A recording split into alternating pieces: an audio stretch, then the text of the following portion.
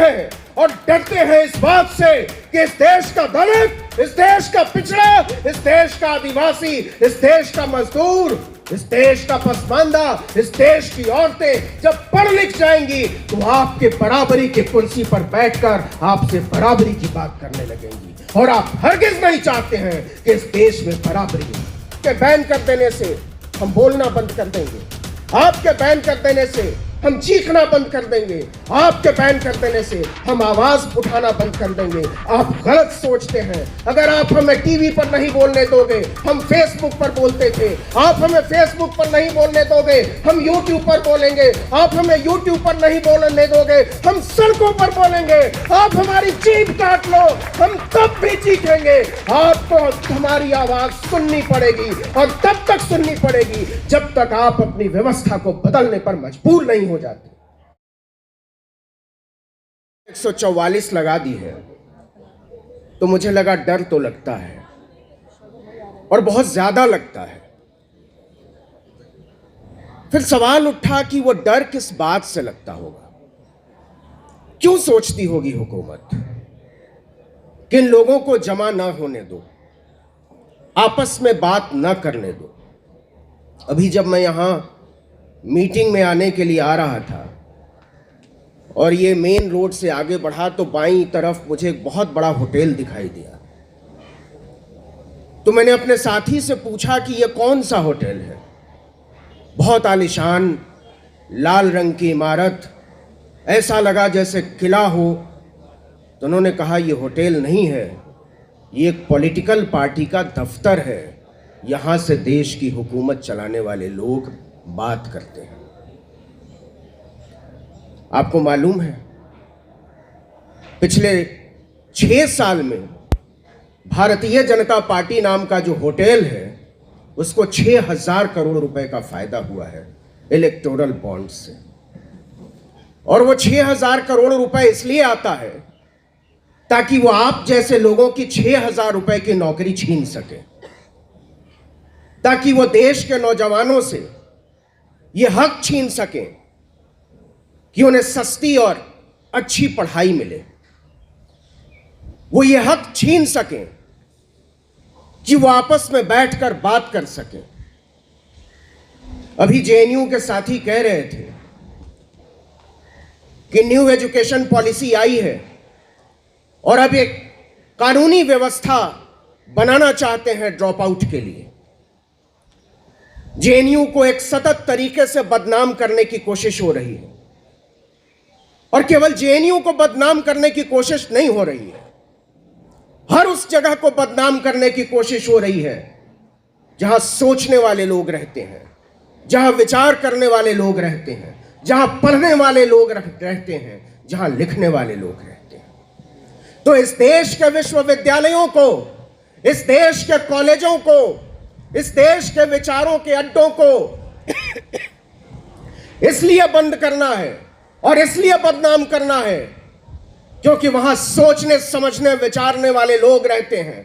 और ये सोचने विचारने वाले लोग कौन हैं, वो किन तबकों से आते हैं, ये भी जरा नजर उठाकर देखने की जरूरत है।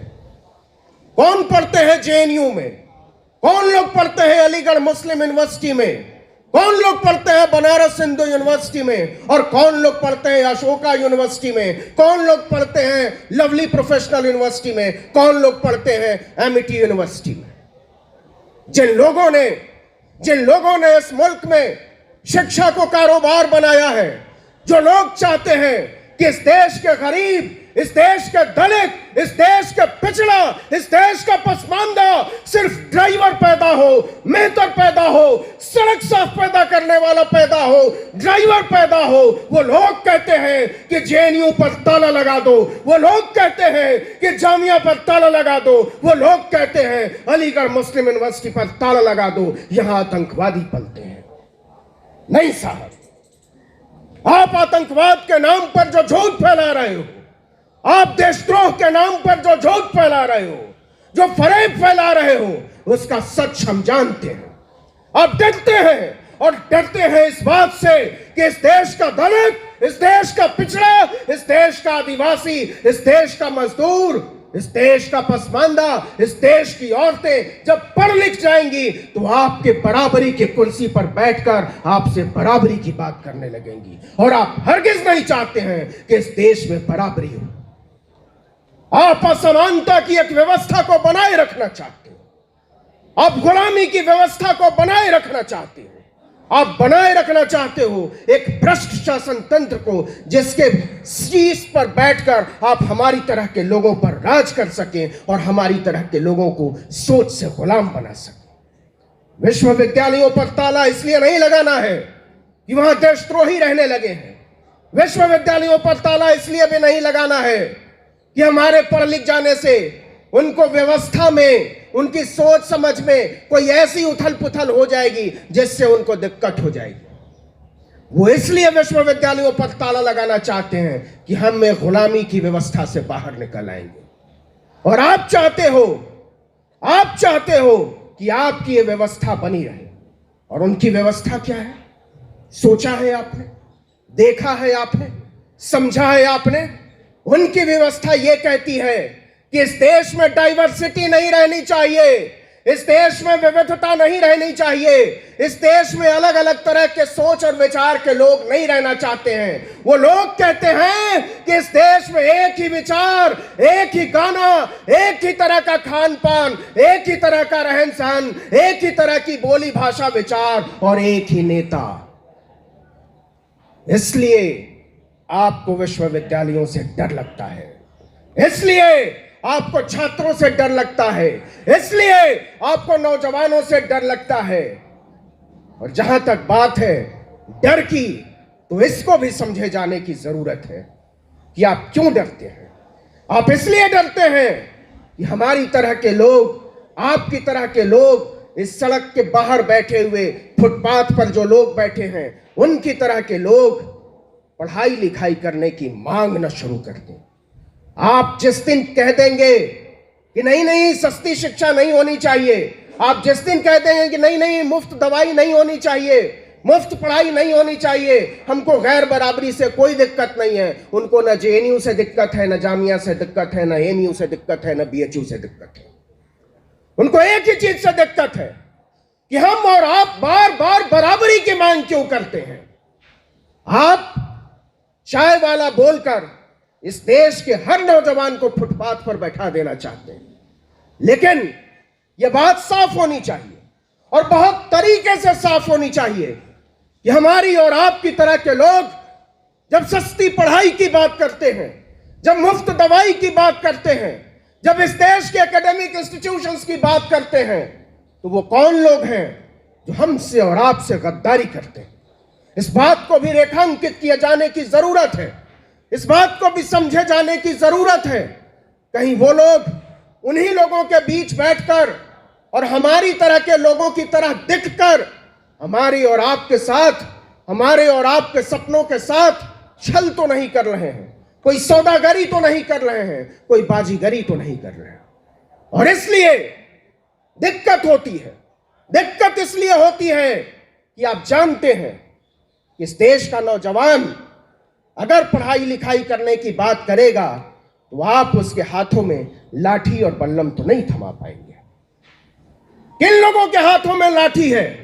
किन लोगों ने इस देश के खास धर्म के लोगों के खिलाफ एक युद्ध छेड़ रखा है? जरा गौर कीजिए, उनमें से ज्यादातर लोगों की जातियां क्या हैं? कहीं वो दलित तो नहीं है, कहीं वो पिछड़े तो नहीं है, कहीं वो आदिवासी तो नहीं है। और वो क्यों है? क्योंकि आपने बता दिया है कि 5 किलो अनाज चाहिए तो तुमको इस देश के मुसलमानों के खिलाफ झंडा उठाना पड़ेगा, तुमको बाबरी मस्जिद की बात करनी पड़ेगी, तुमको ज्ञानवापी की बात करनी पड़ेगी, तुमको अयोध्या की बात करनी पड़ेगी। वो कौन लोग हैं जो 5 किलो अनाज पर इस देश के दलितों, पिछड़ों, आदिवासियों के हाथ में लाठी और बल्लम थमा रहे हैं? इस बात की पहचान होनी चाहिए और पुरजोर तरीके से यह बात कही जानी चाहिए कि हम इस देश में किसी तरह का धर्म युद्ध नहीं छेड़ने वाले हैं।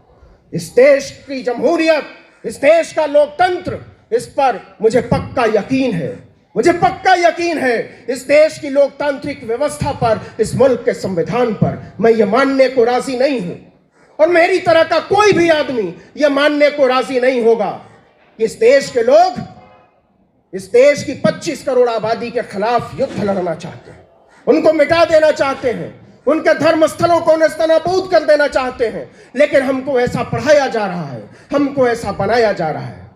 इस देश का सबसे बड़ा नेता पूरी ढिठाई से कहता है कि हम मंदिरों की बात करते हैं। आपने देखा होगा, कुछ दिन पुरानी बात है, ज्यादा दिन नहीं, 1-2 दिन पुरानी, उस आदमी को आपने समंदर में पालथी लगाकर नाटक करते देखा होगा पूजा का। कौन लोग हैं जिन्होंने हमारी पूजा को, हमारी प्रार्थना को, हमारी उपासना पद्धतियों को एक मजाक में तब्दील कर दिया, एक ढोंग में तब्दील कर दिया, एक फरेब में तब्दील कर दिया और हमको और आपको सड़क पर लाकर छोड़ दिया ताकि हम पढ़ाई लिखाई, रोटी रोजगार और स्वास्थ्य चिकित्सा की बात न कर सकें।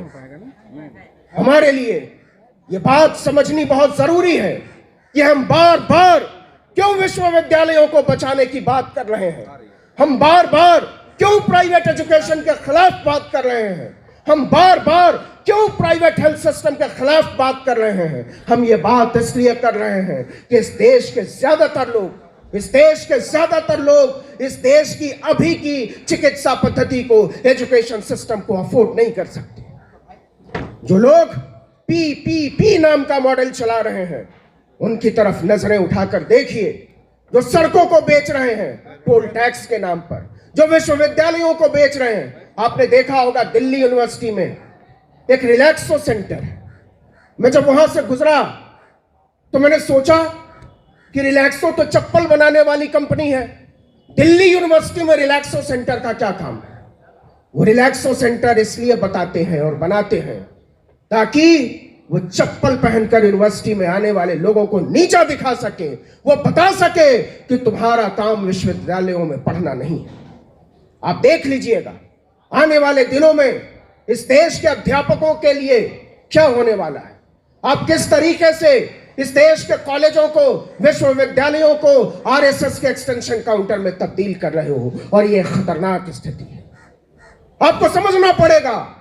मैं आपसे गुजारिश करना चाहता हूं कि आप अपने शिक्षकों के साथ खड़े होइए, आप अपने अध्यापकों के साथ खड़े होइए उन वकीलों के साथ जो लोग लड़ाई लड़ रहे हैं ईवीएम के खिलाफ। ये सारी लड़ाइयां एक दूसरे से मिली जुली हैं, ये सारी लड़ाइयां एक दूसरे से जुड़ी हुई हैं, और ये सारी लड़ाइयां एक दूसरे से जुड़ी हुई हैं। इसलिए जरूरी है कि हर तबके के लोग एक साथ आए, वकील साथ आए, अध्यापक साथ आए, छात्र साथ आए, मजदूर साथ आए, नौजवान साथ आए, किसान साथ आए, महिलाएं साथ आए, और तब जाकर इस मुल्क में बदलाव की एक मुकम्मल लड़ाई लड़ी जा सकती है। और आखिर में मैं केवल इतना कहना चाहता हूं कि कोई तो सूद चुकाए, कोई तो जिम्मा ले उस इनकलाब का जो आज तक उधार सा है। गुजरी हुई रात मैं जिस प्लेटफॉर्म को चलाता हूं, आर्टिकल 19 इंडिया, उसके फेसबुक पेज को बंद कर दिया गया। तो क्या लगता है, जो लोग फेसबुक चलाते हैं और जिनके कहने पर हमारी तरह के लोगों को बैन किया जा रहा है, आपके बैन कर देने से हम बोलना बंद कर देंगे, आपके बैन कर देने से हम चीखना बंद कर देंगे, आपके बैन कर देने से हम आवाज उठाना बंद कर देंगे। आप गलत सोचते हैं। अगर आप हमें टीवी पर नहीं बोलने दोगे, हम फेसबुक पर बोलते थे। आप हमें फेसबुक पर नहीं बोलने दोगे, हम यूट्यूब पर बोलेंगे। आप हमें यूट्यूब पर नहीं बोलने दोगे, हम सड़कों पर बोलेंगे। आप हमारी जीभ काट लो, हम तब भी चीखेंगे। आपको हमारी आवाज सुननी पड़ेगी, और तब तक सुननी पड़ेगी जब तक आप अपनी व्यवस्था को बदलने पर मजबूर नहीं हो जाते। इनकलाब जिंदाबाद, लोकतंत्र जिंदाबाद।